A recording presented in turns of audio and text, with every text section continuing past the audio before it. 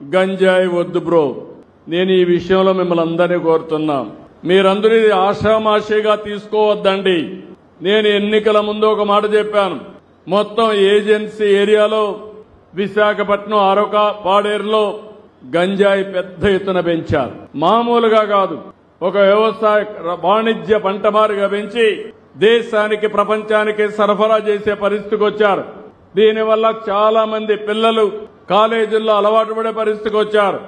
ఏ పనైనా కంట్రోల్ చేయగలుగుతాం, law and order control చేయగలుగుతాం. ఒకసారి డ్రగ్స్ కి అలవాటు పడితే చాలా ప్రమాదం. ఆ విషయం మీరు గుర్తుపెట్టుకోవాలి.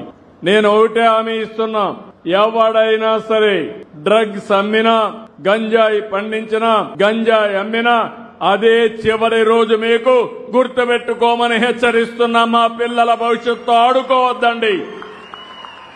అదే సమయంలో తల్లిదండ్రులు కూడా కోరుతున్నాం. నిన్నే ఆలోచించాం, ఎవరైనా ఒక షాపులో అమ్మితే ఆ షాపుని సీజ్ చేస్తాం.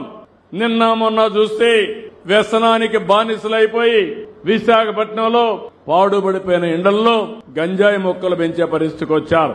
అలాంటి గంజాయి మొక్కల్ని ఎట్టి పరిస్థితుల్లో ఉపేక్షించాం, ఎక్కడ కూడా జరగనీయం, కఠినంగా ఉంటాం.